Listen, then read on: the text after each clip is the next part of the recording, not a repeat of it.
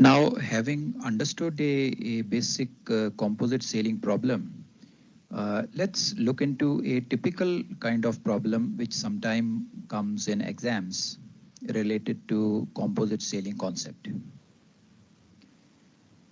Now, in these type of questions, the limiting latitude matches with the latitude of either the initial position or the final position.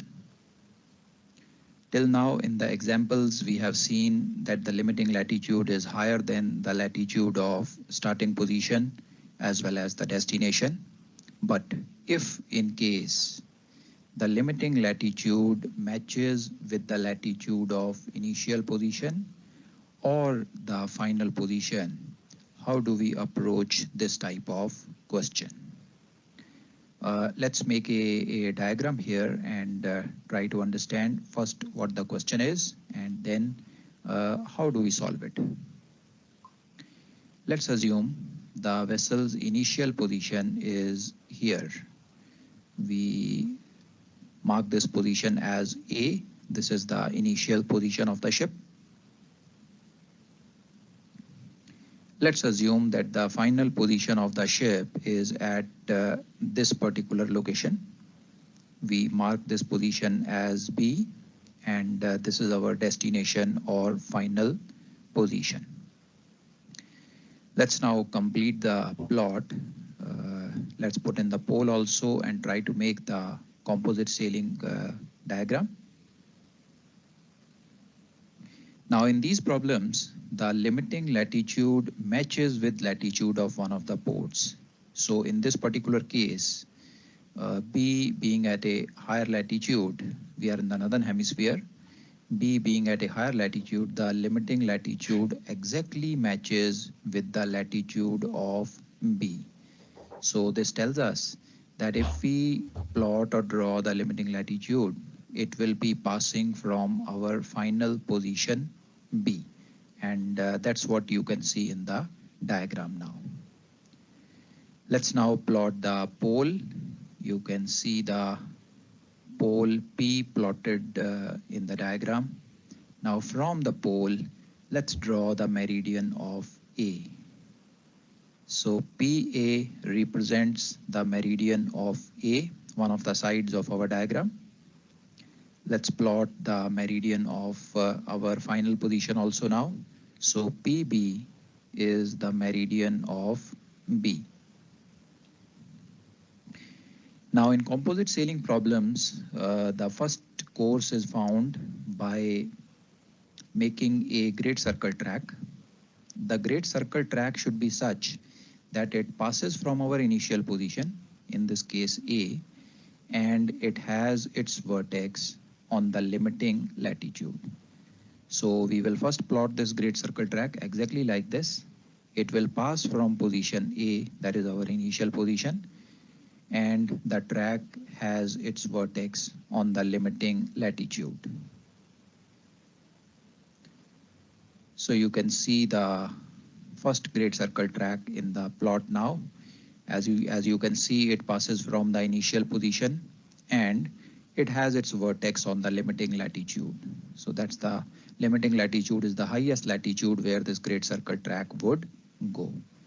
Now the point where it meets the limiting latitude is the vertex of this particular track, and we mark off this vertex as V1. As usual, we mark off this vertex as V1. Now once we reach at this vertex V1, we then proceed on our second leg of the passage. The second leg of the passage is a parallel track. We move along the parallel of the latitude on our limiting latitude itself. Now when you move along the parallel of the latitude, or which will be the limiting latitude in this case, you will see the port B, final position, being at the limiting latitude.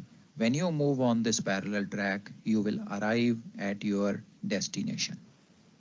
So you see, in this case, we do not have to follow the third leg of our passage.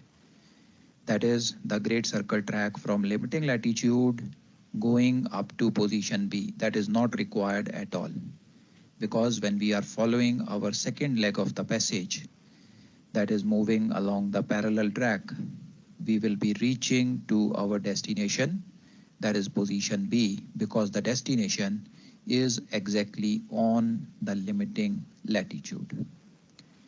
Now let's complete the diagram. Let's mark off the meridian of vertex 1 also.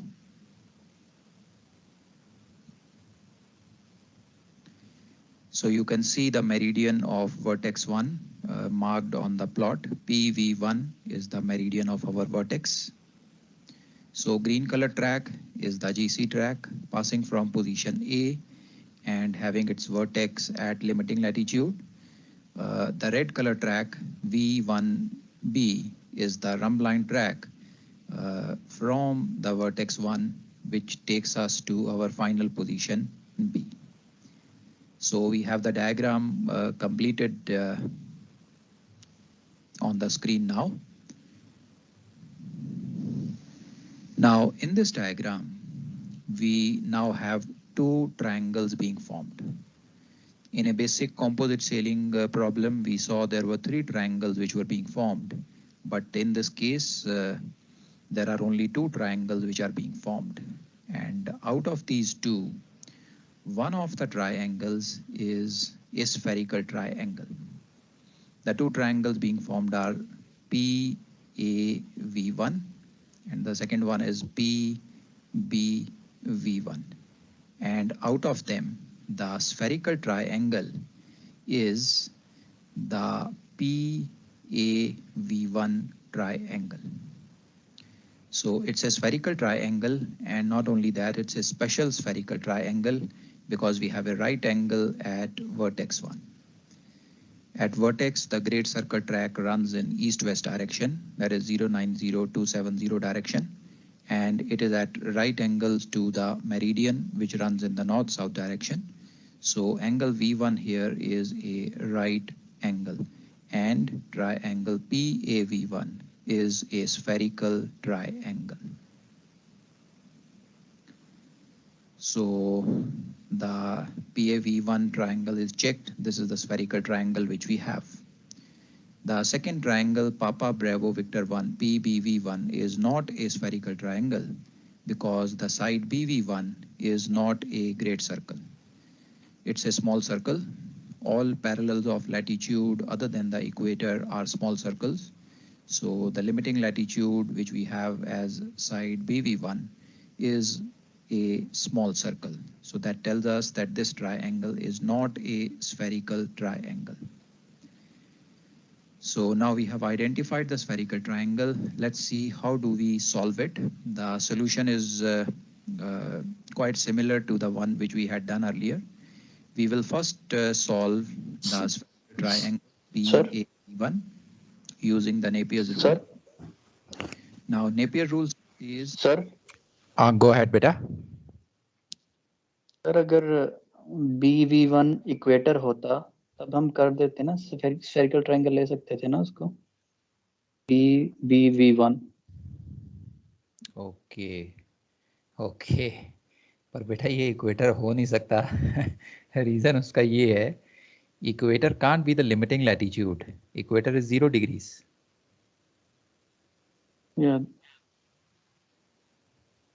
If you take equator as your limiting latitude, तो फिर तो बेटा आप A position से निकल ही नहीं पाओगे ना. अगर सर साउथ से आ रहे हैं और इन एनी केस बेटा, ले सकते हैं. अगर आप इक्वेटर को लिमिटिंग लैटिट्यूड मान लो तो आप इक्वेटर को छोड़ के और किसी लैटिट्यूड में जा ही नहीं सकते ना. जी. Equator is 0 degrees. तो अगर आप बोलो जी मेरा लिमिटिंग लैटिट्यूड 0 है तो फिर आप और कौन से लैटिट्यूड में जा पाओगे. सो फंडामेंटली द क्वेश्चन बनेगा नहीं ना. Okay sir. ओके. और दूसरी बात और बेटा, अगर 3 ट्रायंगल बनेगा उसमें we can take equator as limiting latitude. So no it's okay, let me first clarify. अगर आप ये मान लेते हो कि रेड कलर का जो ट्रैक है वो इक्वेटर पे है, अब बेटा कोई ऐसा ग्रेट सर्कल नहीं हो सकता इक्वेटर को छोड़ के जिसका वर्टेक्स इक्वेटर पे आ जाए।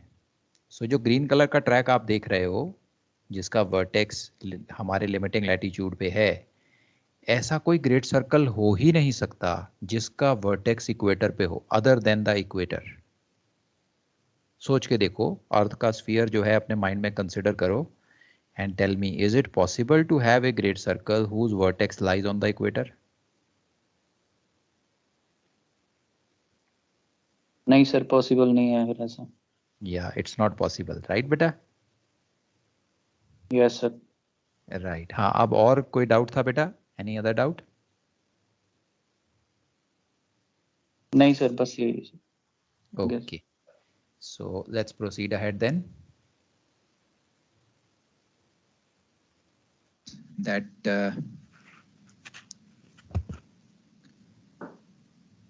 using the Napier's rule, we can solve the triangle PAV1.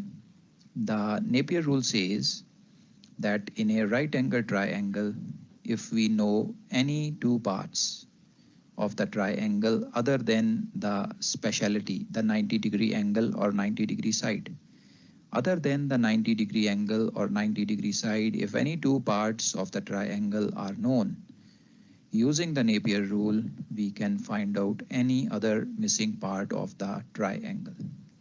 So let's identify the two known parts. The first part which is known to us is PA side. PA side is the colat of our starting position A, 90 minus latitude of A. The second part which is known to us in this triangle is side PV1. Side PV1 is the colat of our limiting latitude. The limiting latitude is given to us in these questions. So it is 90 minus limiting latitude. So with these two parts, we enter into the Napier's rule. And what do we find out? The first thing which we find out is angle P of this triangle. Angle P of triangle PAV1. Now this angle is the angle at the pole contained between the meridian of A and the meridian of vertex 1. So this gives us the D long between A and V1. Now as soon as we have this D long, we can apply this D long to the longitude of A, which is our initial position. The lat long of initial position is provided to us. As you apply this D long to longitude of A, it gives you the longitude of the vertex 1. So angle P, as it is known, applied to the longitude of A gives us the longitude of vertex 1. Now, when we get the longitude of vertex 1, we are now able to easily calculate the rhumb line distance, Bravo Victor 1 also. We have the longitude of vertex 1 known to us. We have the longitude of our destination position B, final position B. So we can calculate the D long between B and V1. So this D long is used in the parallel sailing formula to calculate the departure between B and V1, and it gives us the rhumb line distance Bravo Victor 1 using parallel sailing. Coming back to the first triangle PAV1, now the next thing which we find is distance AV1.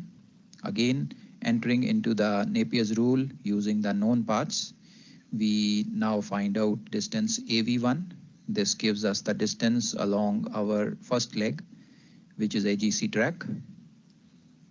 So after we have found the GC track, the next item we again enter into Napier rule, and the next item which we find is angle A. So angle A is obtained next using Napier's rule, and this angle A helps us to find out our initial course. So angle A is used to find out our initial course, exactly like we did in normal great circle sailing questions, following the 1, 2, 3 method, 1, 2, 3 stepwise procedure. We have distance AV1, we have distance BV1. Adding them gives us the total composite distance between A to B, and initial course has been obtained using angle A already. So this gives us all the required items for this typical problem. Important thing to remember here is you have to make the diagram, and out of the two triangles, first identify which is the spherical triangle.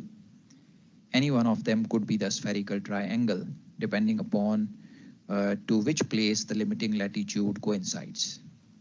So once you have the spherical triangle, then first thing which we find is the longitude of the vertex. Once the longitude of the vertex is known, everything else falls into place. We can calculate the rumb line distance, we can calculate the initial course, the GC track distance, and the question gets solved. So this was a typical problem which sometimes appears in the exam, and the method how to tackle it. Go ahead, beta.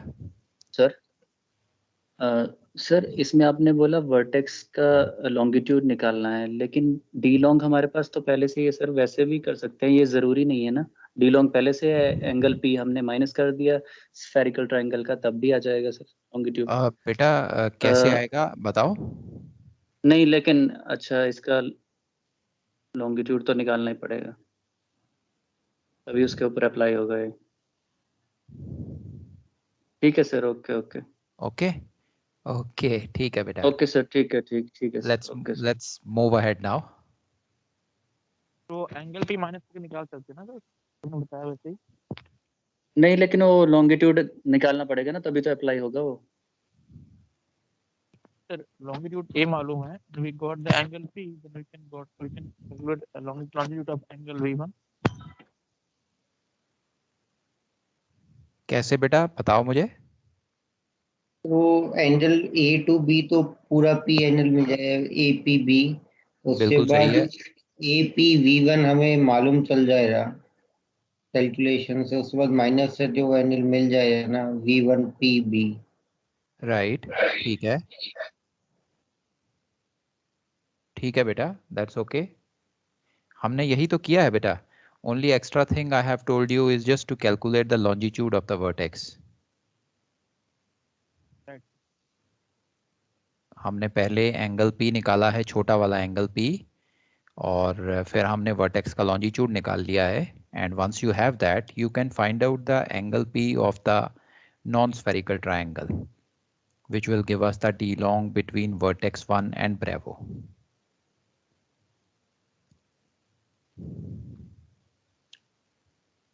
Sir मैं वही बोल रहा था कि अगर आपने जैसे ये पी लॉन्गिट्यूड निकाला ना सर, ये वाला पी जो अपना स्मॉल ये रंब लाइन वाला जो ट्रायंगल है, That's right.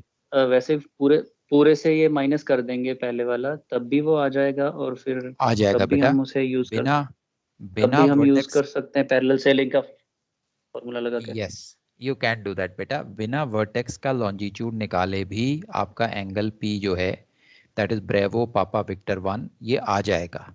बड़े वाले एंगल पी से छोटे एंगल पी को सब्ट्रैक्ट करने से ये आपको मिल जाएगा। वैसे भी कर सकते हो आप, वही बोल रहे थे वो माइनस करके V1 पी बी मिल जाएगा। Very good. वही कि सर एक्चुअली लॉन्गिट्यूड वर्कआउट करने की जरूरत नहीं है, वही बोल रहे सर, क्योंकि एक पहले ही ऑलरेडी वर्कआउट कर चुके हैं, एक हमने ये कर लिया था, बस माइनस ही करना है सर। राइट, कर सकते हो बेटा, आप वैसे भी कर सकते हो। मैंने इसमें लॉन्जिट्यूड निकालने के लिए आपको क्यों बोला, मैं अभी बताता हूँ आपको। Let's move forward. देखो मैंने नॉर्मल कॉम्पोजिट में तो वर्टेक्स लॉन्जिट्यूड निकालने के लिए नहीं बोला आपको, यहाँ मैं लॉन्जिट्यूड निकालने के लिए बोल रहा हूँ।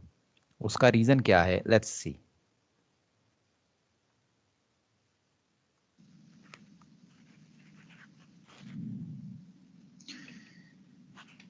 Now, having understood this kind of a question, we will now proceed ahead. Now, in composite sailing questions, you may sometimes get stuck with a challenge in the question, and you may not be able to find out how to proceed ahead in that case. Now, that challenge is, let's assume that you have solved the triangle PAV1 using the Napier's rule, and you have found out the longitude of the vertex, the V1. Now, when you find out the longitude of the vertex, there is a possibility that the vertex V1 may go outside the triangle PAB, Papa Alpha Bravo. So how will you come to know that? We have the initial position and the final position known to us. Both the longitudes are known to us. And we have calculated the longitude of the vertex V1 using the Napier's rule. So when you compare the longitude of V1 with the longitude of your final position, it will immediately tell you whether V1 lies in between A and B or V1 lies outside A and B. Let's say, for example, if A's longitude was 30 degrees east and B's longitude was 70 degrees east, and you find out that the longitude of vertex 1 is 80 degrees east. Now, obviously, 80 degrees east has to be more eastwards of the destination. So, how to proceed ahead in this case, and what does this mean? If the vertex comes outside, that basically tells you that from your initial position, if you move on a track which has its vertex on the limiting latitude, you will be reaching at a place farther away from your destination position. So this simply means that if you follow a great circle track from A to B, then in no case the vertex is going to come in between A and B. The vertex will not be inside. The vertex is going to be outside. If the vertex is going to be outside, that tells us that while going from A to B, the vertex is outside. So while going from A to B, we will never be crossing the limiting latitude. You see, the vertex which we have found out has come outside the triangle. So this tells us that if you move within this triangle PAB, the vertex being outside, you are not going to cross the limiting latitude in any case. So if you get a solution like this, that the vertex is falling outside the triangle, then in that case, you have to simply write a remark. Since the vertex falls outside the triangle, it is clear from the working that if we move on a great circle track from A to B, we will never be crossing the limiting latitude. So composite sailing is not required here. And after writing this remark, you can make this PAB triangle again, and you can solve it using the great circle method, using the cosine formula, and you can find out the great circle distance. So in that case, composite sailing is not required at all. So going on a GC track, you will never cross the limiting latitude. So we follow the GC track from A to B and calculate the GC distance. However, we cannot do that in the beginning. So a doubt may come in your mind.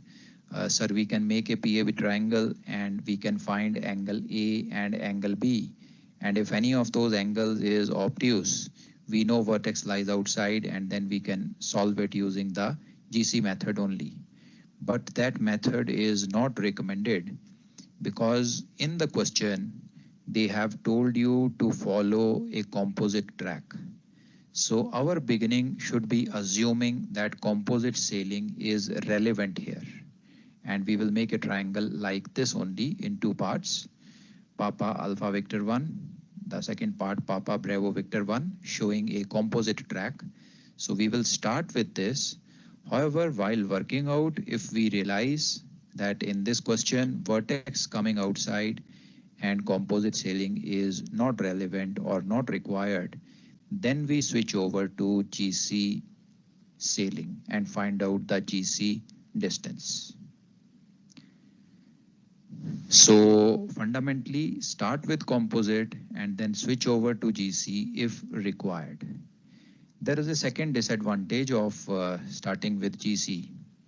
One is if you initially start with the GC track and you calculate angle A and B, if both the angles are acute angles, then you will have to switch over to composite and you will be wasting some amount of time.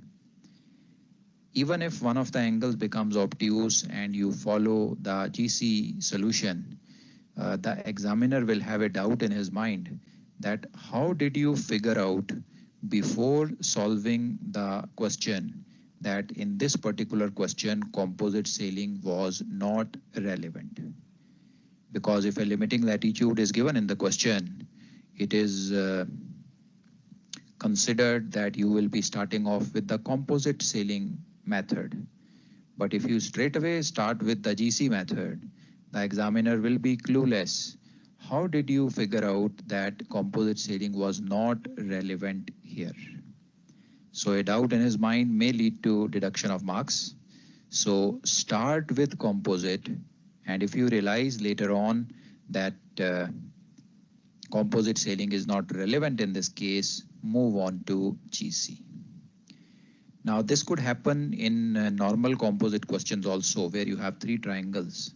Here we have only two triangles, but in case you have the third triangle also, the normal questions which we did in composite sailing. Now in that case, how will you come to know if in a particular case composite sailing is not relevant? Now when you are solving a normal composite question, having two vertices V1 and V2, and there are three triangles, PAV1, PBV2, and a non-spherical triangle in between, that is PV1, V2. So in that case, you need to calculate the middle angle P there. This middle angle P helps us to calculate the rumb line distance between V1 and V2. So if in any of the questions, the middle angle P comes to be negative. Remember in those questions, we were calculating the complete angle P, which was the D long between initial and final positions. Then we were calculating the smaller angle P of first triangle PAV1 and the smaller angle P of the last triangle PBV2. And we were subtracting these two small angles to get the middle angle P. So if in any of the questions you get a negative middle angle P, so that simply tells you that composite sailing is not relevant or not required in this case. If you follow the GC track, direct GC track from the initial position A to final position B, you will never be crossing the limiting latitude at all. So once it is clear to you, you get a negative angle P, just write a remark there. Since the middle angle P is negative, it indicates that following a GC track from A to B, we are not going to cross the limiting latitude at all. So in this question, the composite sailing is not relevant, hence solving it using a normal GC sailing question. So you make the PAB triangle and find out the GC distance between them straight away. So these are the two out of ordinary kind of questions which may sometimes appear in the exam, though the frequency is very, very low.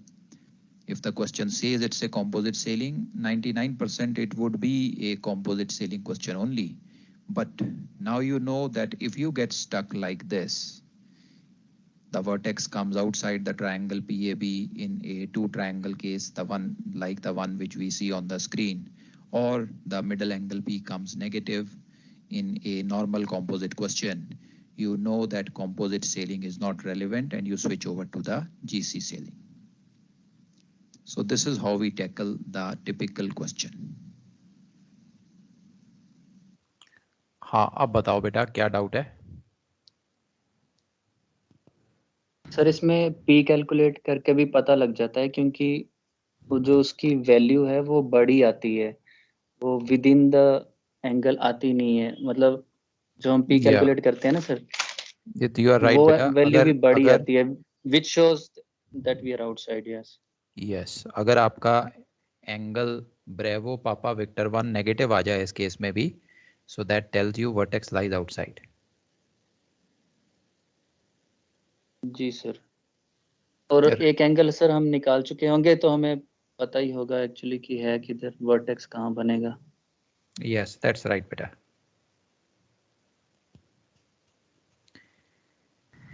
Sir okay मतलब पहले angle P निकालेंगे sir. Sir उसमें एक ये तो है, अगर angle A optics आ जाए तो वर्टेक्स ए के साइड में ही लाई करेगा तो वैसे ही नेगेटिव हो जाएगा।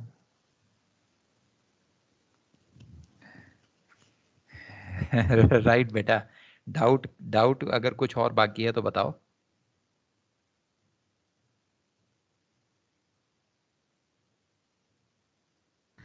सर एंगल पी का नेगेटिव होना जरूरी नहीं है ना sir. If the angle p का जो डीलोंग है between A and b one, तो अगर उसका इफ इट इज द डीलोंग is more than p a between A and b, तब भी तो वो वर्टेक्स बाहर ही आएगा ना सर। नहीं बेटा, फिर तो वर्टेक्स अंदर आएगा ना।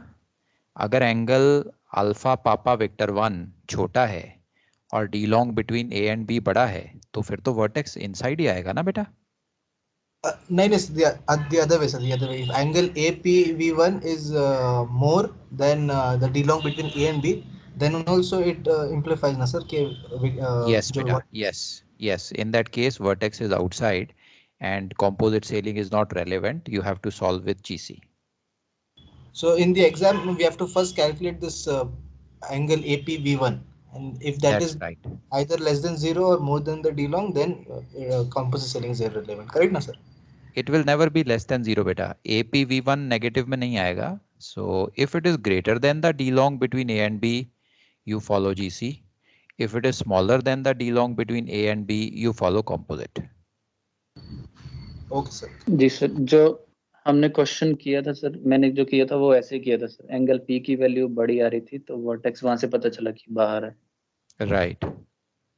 So then you switched over to GC, right? वो सर अभी सीखा, पहले Okay. छोड़ दिया सर बीच में। Okay, अब पता चल गया बेटा, आंसर आ जाएगा।